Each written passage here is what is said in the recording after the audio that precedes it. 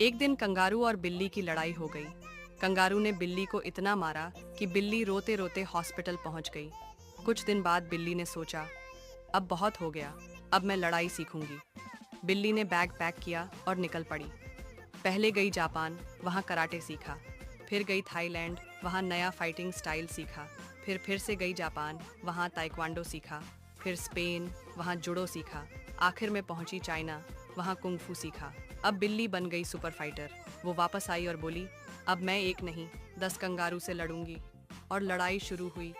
बिल्ली ने सब कंगारू को हरा दिया। फिर हंसते